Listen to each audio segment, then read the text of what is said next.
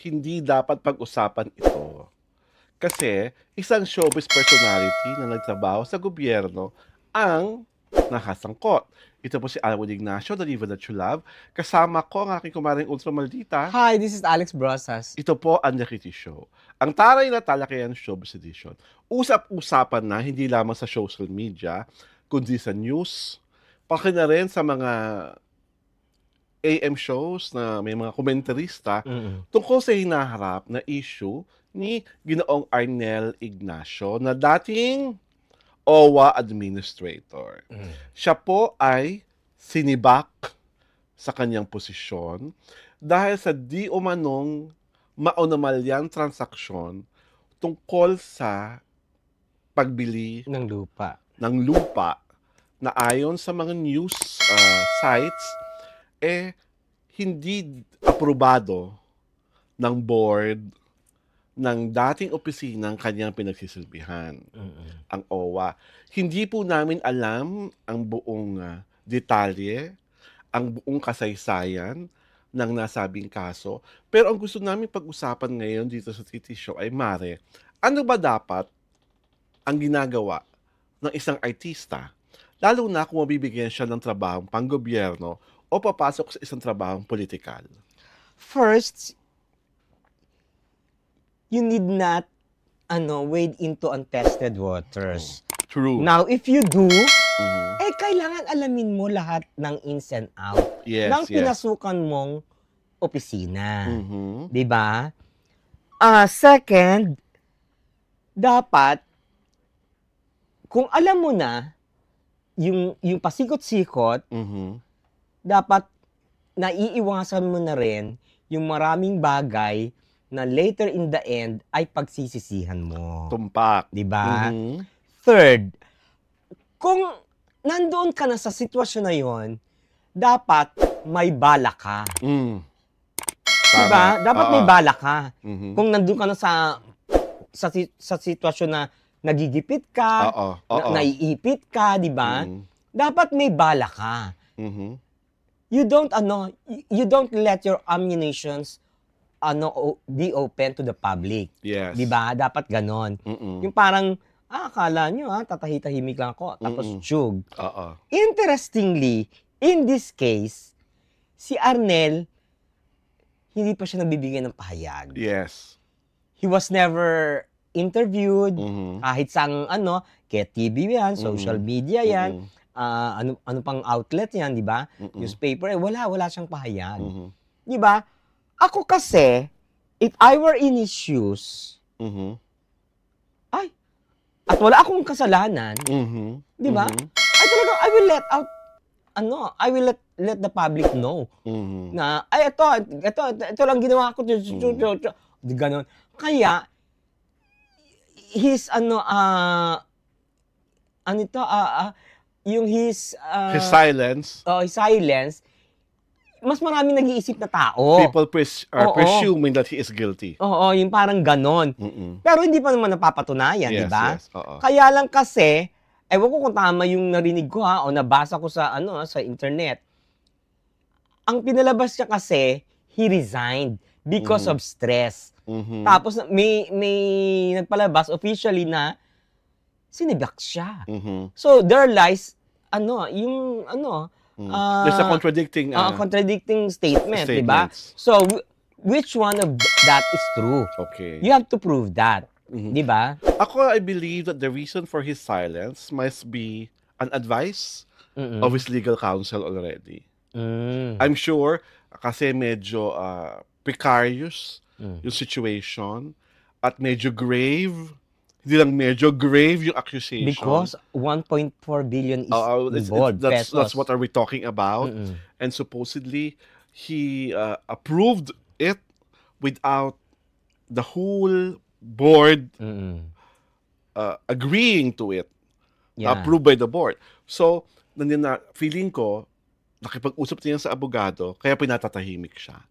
Because whatever he says, lalo na on social media or publicly, will be taken against him. Kasi nga misconstrued na ngayon na his silence meant guilt.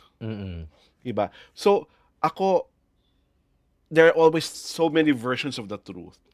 Hayaan na lang natin, sa akin, hayaan nating umusad ang legal process sa bagay-bagay na ito.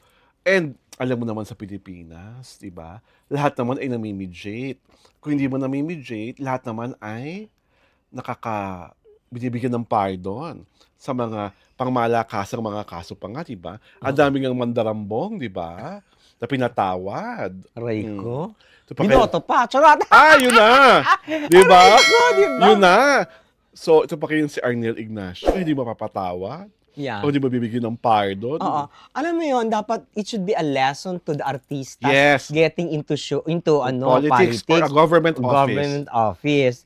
Kasi you were plucked, I don't know, by choice ba yan? Or by chance ba yan? Or by favor? Or by favor or by situation ba yan? You were plucked from your showbiz world. Tapos dinala ka dito. And you agreed kasi kumbaga tinanggap mo di ba? Una-una, that's your fault, tinanggap mo, di ba? Ngayon, ang pangalawang fault mo, you don't know the specifics of your job. Di ba? Kasi, whether we like it or not, ibang mundo mo yes. Di ba? Ibang mundo mo You were plucked from your old world. Di ba? You were plucked from your old world, pinunta ka dito, so you were wading into untested waters. Hindi mo nga kakilala yung mga kaano mo Hindi ka tulad sa dati mong mundo, pagpasok ng taping, pagpasok ng shooting, you know each other, di ba? This time, hindi And I really believe na dapat, nung pagpupo pa lang, Mr. Ignacio, binasa mo na yung, kung ano man yung duties and responsibilities ng OWA administrator. Dapat klaro in everything. Dapat alam mo kung hanggang saan lang ang decision-making mo. Kung kailan mo kailangan ng board, majority board approval, kung kailan ka dapat pumapasok sa mga deals. Diba? At isa pang hindi mo kasi, saka dapat nga, nung nag-change yung president, nag-courtesy resignation ka na Kasi yun talaga ang tamang proseso. Pag nagbabago ang presidente... I was the president's... He was appointed during the term of Digong. Tapos he overstayed. He overstayed kasi because siguro inalaw din ng hindi nga. Kasi nga, even if wala pang pinapalit sa'yo, ang protocol is, pag nagbago ang presidente, automatic yung mga appointed ng dating presidente, courtesy resignation. Hindi mo hihintayin yung papalit sa'yo. Kasi automatic yung office ang maglalagay ng OIC. Which didn't happen. Which didn't happen because he overstayed. Bakit they allowed it?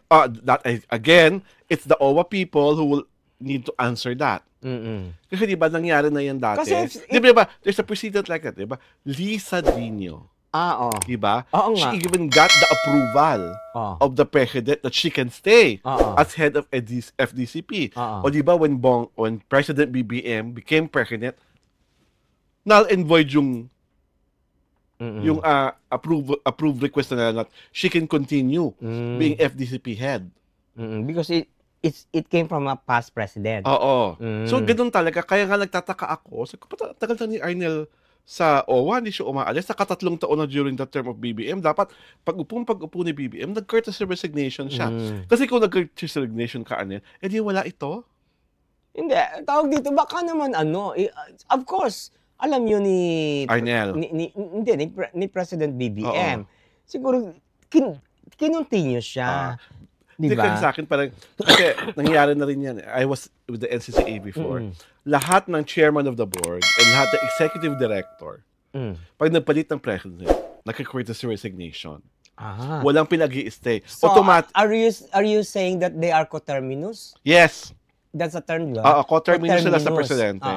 So, coterminous si Arnel Kung nag-resign siya, kung sinunod niya yun, di walang kasong ganito. Hindi. At nakabalik siya ng showbiz. Hindi, tawag dito, baka before he could even offer his resignation, he was asked to stay. He was asked to stay. Well, again, that is another story that Arnel and his legal counsel can address in the nearest future. Diba? So, kami dito sa Reality Show, umaasa kami na mag-roll talaga ang justice sa pangyayaring ito at malaman natin talaga ang the truth and nothing but the truth. Dahil dyan, inaanyayahan po namin kayo mag-subscribe sa aming YouTube channel sa Diaryo Tarada at syempre pa, inaanyayahan rin po namin kayo sundan ang aming palatuntunan sa aming Facebook pagina. Ang The Kitty Show po ay pinapalabas tuwing Sabado at Linggo alas 4 ng hapon. And this is our Sister Ender. We thank you very much for all the love, the support, and of course, for always watching The Kitty Show. This is Alwin Ignacio, the diva that you love. Together with me is my kumaring ultra maldita. Hi, this is Alex Brosas. This is The Kitty Show, ang taray na talakayan showbiz edition.